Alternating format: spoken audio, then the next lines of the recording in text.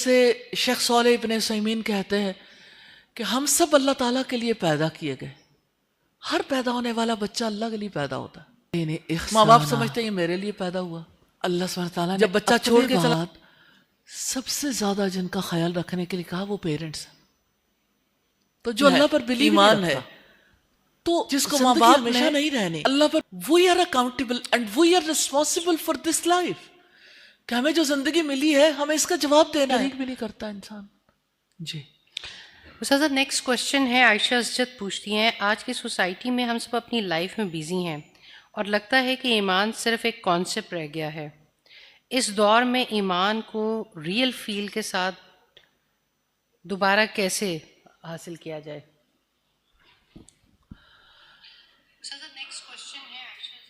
جی sorry. پہلی بات تو یہ ہے کہ آج کا دور ہو یا قدیم دور یا آنے والا دور، ایمان کا معاملہ جو ہے نا وہ ایک جیسا ہے، فرق نہیں ہے. کیونکہ اللہ سبحانہ تعالیٰ نے ہمارے لیے نسل انسانی کے لیے ضروری قرار دیا. پہلے انسان سے لے کے آخری انسان تک اللہ تعالیٰ یہ چاہتے ہیں کہ انسان اپنے پیدا کرنے والے کے بارے میں، انسان اپنے بارے میں، اس کائنات کے بارے میں، اس زندگی کے بعد آنے والی زندگی کے بارے میں، اور اس زندگی میں گائیڈنس کے بارے میں، اور اس زندگی کی ویلیوز کے بارے میں، اور اس زندگی میں جو علم انسان کو چاہیے اس کے بارے میں وہ ضرور پازیٹیولی سوچنے اور اپنانے کے قابل ہو. ہر انسان کے اندر اللہ تعالیٰ نے اس کی گنجائش رکھی ہے کہ انسان جو ہے وہ اپنے بارے میں سوچ سکے میں کون ہوں، کہاں سے آیا ہوں، مجھے یہ زندگی کیوں ملی ہے، میں نے اس زندگی میں کیا کرنا ہے، میں کس مقصد کے لیے پیدا کیا گیا، میں نے جانا کہاں ہے.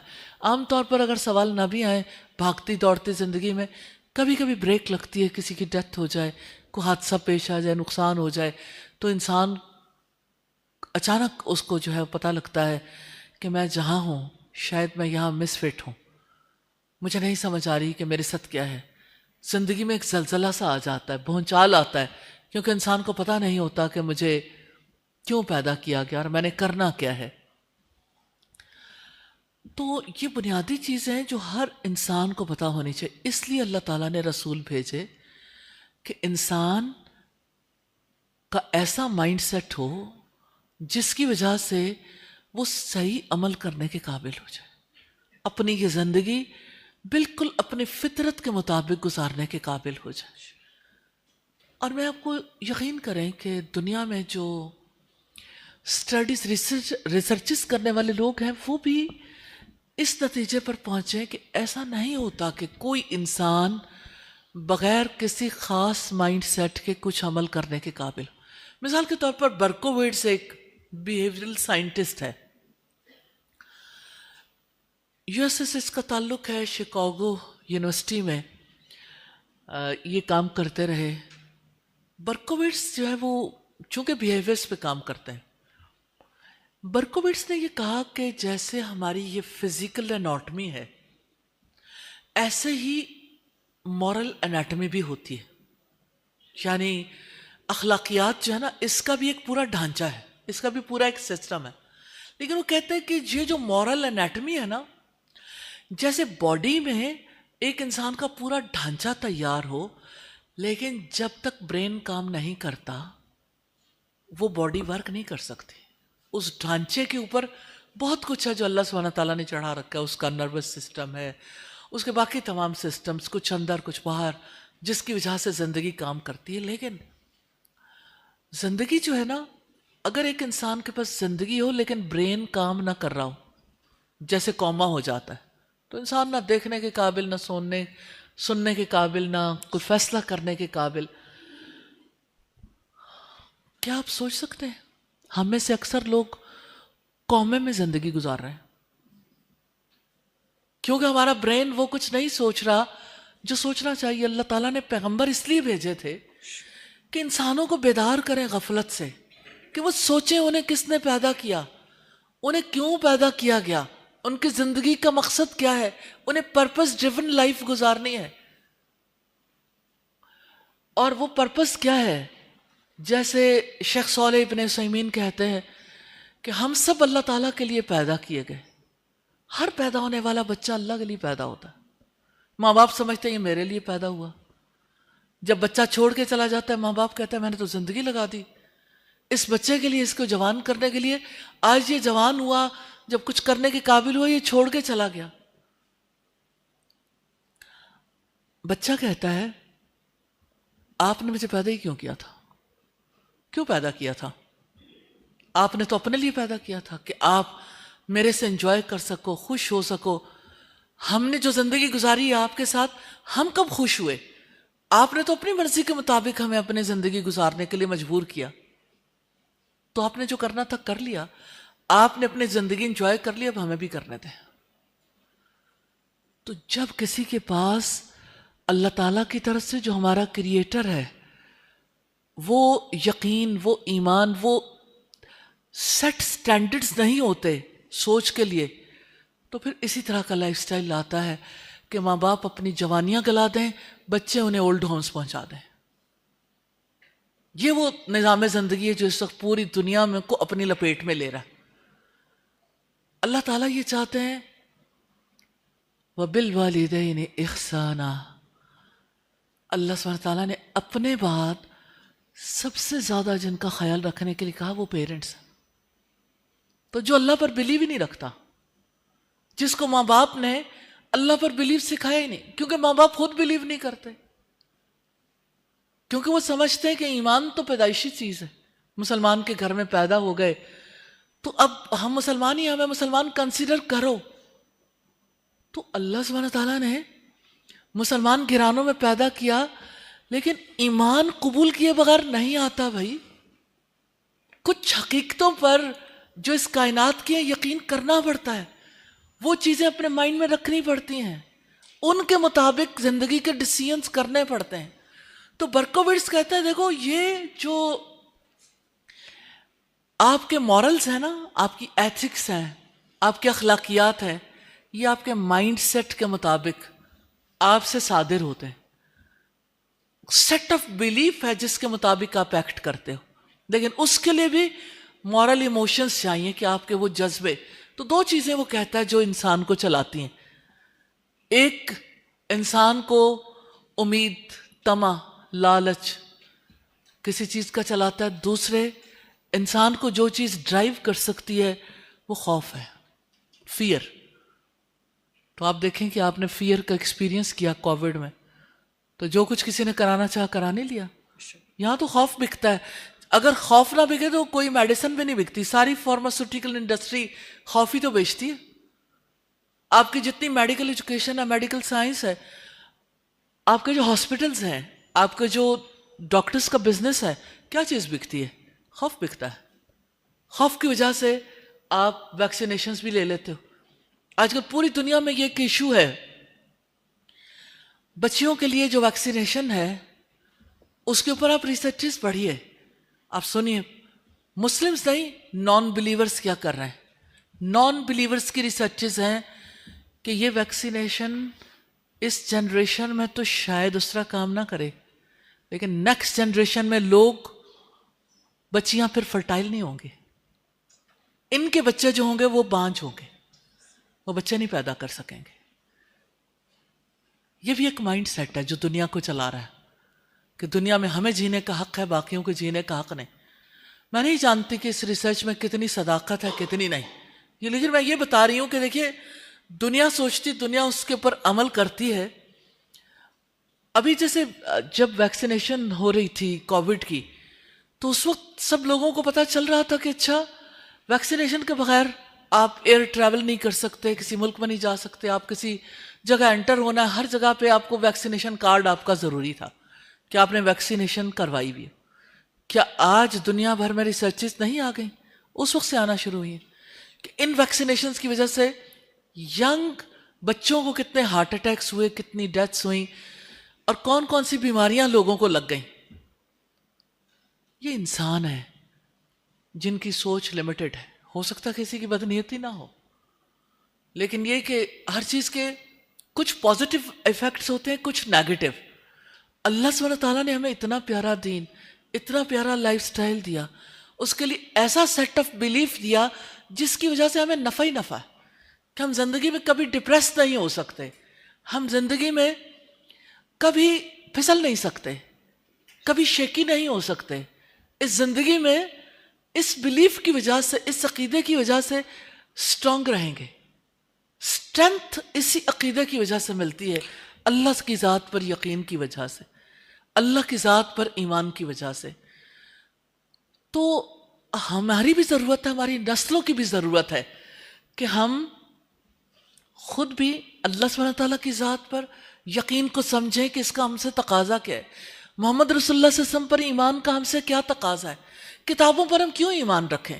یہ کیا ہے؟ ہم سے کیوں کہا گیا کہ آپ یقین رکھو کہ آسمان سے انسانوں کے لیے 4 کتابیں نازل ہوں، اللہ سبحانہ تعالیٰ کی طرف سے وہ صحیفے آئے، وحی. یہ وحی کیا ہوتی ہے؟ وحی ہمارے لیے پڑھنی کیوں ضروری ہے؟ اور پھر یہ کہ آخرت پر یقین ہے، ایمان ہے، تو زندگی ہمیشہ نہیں رہنی. We are accountable and we are responsible for this life. کہ ہمیں جو زندگی ملی ہے ہمیں اس کا جواب دینا ہے. عمر کن کاموں میں گزاری، جوانی کن کاموں میں پرانی کر دی، مال کہاں سے کمایا، کہاں خرچ کیا، اور علم کتنا حاصل کیا، اس میں کتنا عمل کیا. اور یہ کہ اللہ کی تقدیر، اس نے زمین و آسمان کے پیدا ہونے سے 50,000 سال پہلے تقدیر لکھی تھی انسانوں کی، اس یونیورس کی. اس تقدیر کے مطابق سارے کام ہوتے ہیں، لیکن انسان کہتا ہے جیسے میں چاہتا تھا ویسے نہیں ہوا، اس لیے میں ناراض ہوں. استاد صاحب، میں نے بہت لوگوں کو دیکھا ہے کہ وہ بہت بڑی بڑی نیکیاں بھی کرتے ہیں، دینی معاملات میں بھی آگے چلے جاتے ہیں، لیکن یہ والی بات جو آپ نے آخری کہی کہ جب ہماری مرضی کے مطابق نہیں ہوتا نا، پھر ایک سٹیج آتی ہے، پھر ہم کہتے ہیں کہ نہیں، اب ہم نیکیوں کو اس طرح سے جاری نہیں رکھیں گے، کیونکہ دین کی ایک اپنی فہم اور سمجھ ہوتی ہے جو انسان کے اوپر غالب آ جاتی ہے. وہ آئسولیشن میں رہنا زیادہ شروع ہو جاتا ہے، انڈیویجول اکاؤنٹیبلٹی کو اتنا مانتا نہیں ہے، انڈیویجولزم کا شکار ہو جاتا ہے. میں نے بہت لوگوں کو دیکھا ہے کہ دین کے راستے پہ بہت تیزی سے، یا نیکیوں کے راستے پہ بہت تیزی سے آگے جاتے ہیں، لیکن ایک سٹیج پہ آ کے یہ سب باتیں اکاؤنٹیبلٹی کے نظام میں نہیں آنا چاہتے، اور پھر گراف تیزی سے ڈاؤن جاتا ہے، اور انسان کے ساتھ اتنی ہو چکی ہوتی ہے وہ 2 4 6 سال گزارنے کے بعد اسے سمجھ آتا ہے میں کدھر وقت تو ہاتھ سے نکل چکا ہوتا ہے، وہ کہ انسان پھر اس راستے کا مسافر بن سکتا ہے. لیکن جن کو سمجھ ہوتی ہے، جو اللہ تعالیٰ کی کتاب کا علم حاصل کرتے ہیں، جو رسول اللہ کی تعلیمات کو سیکھتے ہیں، ان کے ساتھ یہ معاملہ تھوڑے زیادہ نہیں ہو رہے ہوتے. کہتے ہیں نیم حکیم اور خطرہ جان، اور نیم ملا خطرہ ایمان. تو جس وقت آپ کو یعنی پورے ڈاکٹر نہیں ہو یا پورے طبیب نہیں ہو اور آپ لوگوں کا علاج کرو تو آپ کو سمجھ نہیں ہے نا، تو ظاہر ہے کسی نہ کسی کی جان کے لیے آپ خطرے کا باعث ثابت ہو سکتے ہو. اسی طرح سے جیسے انسان کے پاس جب نالج نہیں ہوتا، سچا علم نہیں ہے، یقینی علم نہیں ہے، اور پھر اس پر یقین بھی نہیں ہے، اس پہ یقین، تو اس کی وجہ سے وہ یعنی آپ یوں سمجھ لیں کہ جیسے یہ گیمز کھیلتے ہیں نا بچے، کینڈی کرش ہے تو اس میں چاکلیٹیں بنتی رہتی ہیں، تو وہ زندگی میں نا چاکلیٹیں بہت ساری بن جاتی ہیں، تو آپ ان چاکلیٹوں کو جتنا بھی ختم کرو، آگے جا کے آگے پھر اور اگلی ہماری اس سٹیجز پہ. بے عملی کو دیکھ کے جو اللہ تعالیٰ کی طرف سے بہتر ہو بھی سکتے ہیں، ان کے لیے بھی ہم ایک بری مثال بن جاتے ہیں. اس کی وجہ یہی ہوتی ہے کہ آپ کے اندر جو ہے نا وائرس لگتا رہتا ہے. میں رسول اللہ صلی اللہ علیہ وسلم کی ایک بات ضرور سامنے رکھنا چاہتی ہوں. آپ نے فرمایا تھا ایمان پرانا ہو جاتا ہے اللہ اکبر، بوسیدہ کپڑے کی طرح. یہ والی بات اس کو سمجھ آئے گی جس کا ایمان ہو. تو ایمان پرانا ہو جاتا ہے. اب آپ دیکھیں کہ ہمارے ہاں جو پرانی چیزیں اس کو ہم نیا نہیں کر سکتے، لیکن اللہ سبحانہ تعالیٰ نے اس ایمان کے اندر ایسا سلسلہ رکھا ہے، ری نیو ہو سکتا ہے، ری لوڈ ہو سکتا ہے، نئے سرے سے اللہ سبحانہ تعالیٰ کی طرف انسان واپس لوٹ سکتا ہے. تو اللہ سبحانہ تعالیٰ کی طرف جانے والا جب اللہ تعالیٰ سے توبہ کرتا ہے، اپنے گناہوں کا اعتراف کر لیتا ہے اور اللہ سبحانہ تعالیٰ کا ذکر کرتا ہے اور پھر اللہ کی راہ پہ واپس آنے کے لیے اپنے ایمان کو تر و تازہ کرتا ہے تو اس کی وجہ سے اس کی زندگی میں ایک چینج آ جاتی. اور اگر ایک انسان یہ سمجھے جو مجھے ملا بس میں نے سیدھا اس کے مطابق چلتے چلے جانا ہے تو پھر اسے کچھ پتہ نہیں اس کی منزل کیا ہے. ایک بار ایسا ہوا تھا کہ ہم کسی جگہ گئے جہاں پہ یعنی گھر کی بنیاد رکھی جانی تھی، تو وہاں پہ فائزہ ہی کے ہاتھ میں ایک چھوٹا سا بال تھا کہ اس کو کک لگاؤ تو اوپر جاتا ہے، پھر اور اوپر، پھر اور. تو اگر اس کو 2-4 بار کک لگاؤ تو بہت اوپر چلا جاتا ہے. تو فائزہ نے ایک کک لگائی، چھوٹا سا بال تھا، دوسرا، تیسرا. تو میں نے اسے کہا نہ لگاؤ، اس نے واپس نہیں آنا. کہنے لگی ابھی آ جائے گا. میں نے زور زور سے ککس آپ کے لگائی. پام سے کنٹرول ہوتا ہے، یعنی آپ اگر اس کا اپنا گرپ چھوڑ دیتے ہیں تو پھر وہ فلائی کر جاتا ہے. وہ فلائنگ بال ٹائپ چیز تھی. تو وہ بال گیا اور پھر کبھی واپس نہیں آیا. تو کبھی کبھی ایسا ہی ہوتا ہے کہ انسان سوچتا ہے کہ میں جو کر رہا ہوں تو آگے آگے حرکت تو ہو ہی رہی ہے تو واپسی کا راستہ مل جائے گا. تو ایسا ہو جاتا ہے کبھی کبھی انسان کے ہاتھ سے نا وقت کی بال نکل جاتی، پھر کبھی واپس نہیں آتی ہے، اور وہ وقت تو کم از کم آپ کے ہاتھ سے چلا جاتا ہے. بہت سارے سوالات کے لیے بچے کھڑے ہوئے ہیں، لیکن ایک اور سوال. جب میں نے دین کو سمجھنا شروع کیا، پریکٹس کرنا شروع کیا، تو استاذہ میرا ایک بہت بڑا چیلنج تھا جس میں آپ نے اور میری والدہ نے بڑی ہیلپ کی. مجھے شیطان کے اوپر ایمان نہیں آتا تھا. مجھے لگتا تھا یہ سارا کچھ ہم خود کرتے ہیں اور سارا الزام شیطان پہ لگا دیتے ہیں. میں اس کو اپنا دشمن نہیں سمجھتی تھی. مجھے بہت زیادہ عرصہ لگا کہ شیطان آپ کا کتنا کبھی دشمن ہے اور وہ کیسے ہر نیکی کے راستے میں بیٹھ جاتا ہے اور آپ کو ہر نیکی کے راستے سے دور کرنے کی کوشش کرتا ہے. کسی بھی اچھی عادت پہ پختہ ہونے میں وہ آپ کا بہت مطلب بہت زیادہ وہ اس کا رول ہوتا ہے. لیکن جب بھی آپ مجھے سمجھاتے تھے تو مجھے لگتا تھا ایسے ہی ساری کرتے خود ہی ہیں، ساری بات شیطان پہ ڈال دیتے ہیں. تو مجھے لگتا ہے یہ بہت لوگوں کا مسئلہ ہوتا ہے کہ شیطان کو اپنا صحیح میں دشمن پہچانتے ہی نہیں ہے نا، تو ہر وقت ہر تھوڑی دیر کے بعد پچھاڑے جاتے ہیں اس کے ہاتھوں. فائزہ اتنا مجھے یہ بات اچھی لگتی ہے کہ اللہ سبحانہ تعالیٰ نے جو قرآن ہمیں دیا، ہمارا انسٹرکشن مینول ہے، اس میں تیسرے رکوع میں اللہ سبحانہ تعالیٰ نے یہ بتایا کہ تم کہاں سے آئے ہو، زندگی کا آغاز کہاں سے ہوا تھا اور کس طریقے سے یعنی آسمانوں پر ہی تمہارا دشمن بھی پیدا ہو گیا تھا. اور اب جب زمین پہ زندگی گزارنی ہے تو زندگی گزارنے کے لیے وحی کا علم کتنا ضروری ہے. جو اس علم کی پیروی کرے گا اس کے لیے نہ خوف ہوگا نہ غم.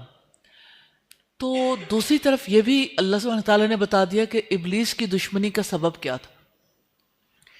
تو یہ بات آپ نے ٹھیک کہی ہے کہ آج کی جنریشنز کو بھی، اور اگر آپ بھی اپنے اندر سے ٹٹولیں تو شیطان کے ساتھ آپ نے کوئی دشمنی نہیں پالی ہوئی، لیکن وہ تمہارا دشمن ضرور ہے.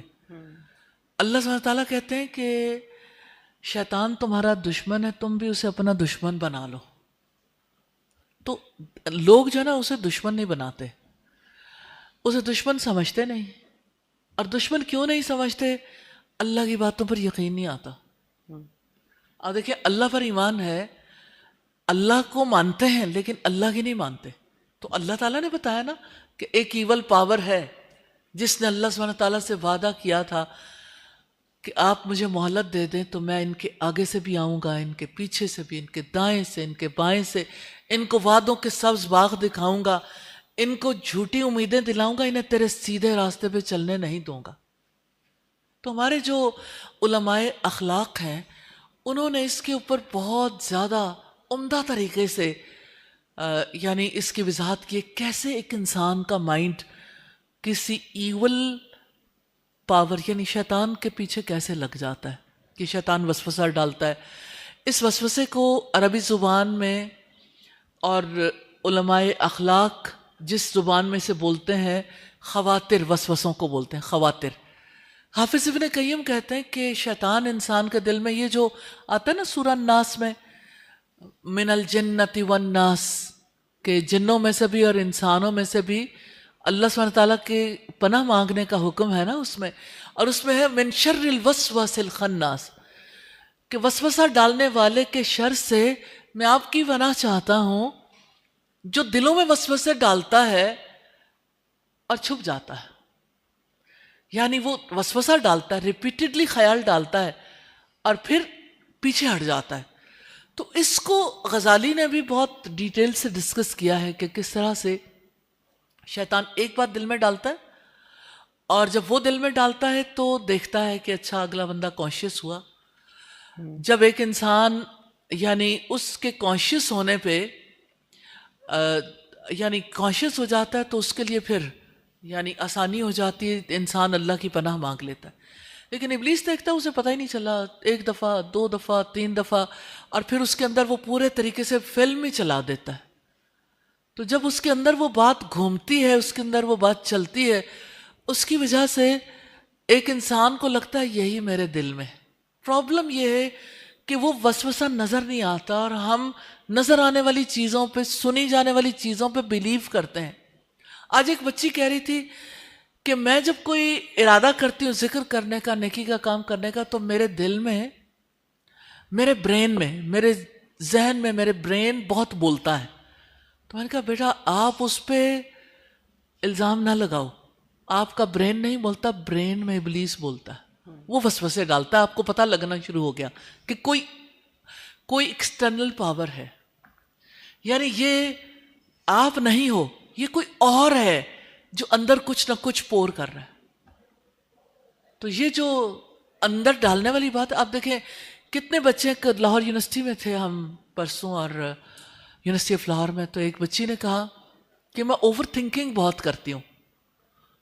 سارے بچے آج کل کہتے ہیں ہم اوور تھنکنگ کرتے ہیں. پتہ ہے اوور تھنکنگ کیا ہے؟ وسوسوں کے پیچھے جانا. اللہ سبحانہ تعالیٰ قرآن حکیم میں بتاتے ہیں وَلَا تَتَّبِعُوا خُطُوَاتِ الشَّیطان، شیطان کے قدموں کی پیروی نہ کرو. تو شیطان کا قدم کیا؟ یہی وسوسہ. اب اصل بات یہ ہے آنکھوں سے دیکھا نہیں، شیطان پہ یقین کیسے کر لیں؟ شیطان پہ یقین تب آئے گا جب اللہ کی بات پر یقین آئے گا کہ میرے اللہ نے کہا، مجھے نہیں پتا لیکن جب اس نے کہا ہے تو یہ بات سچ ہے.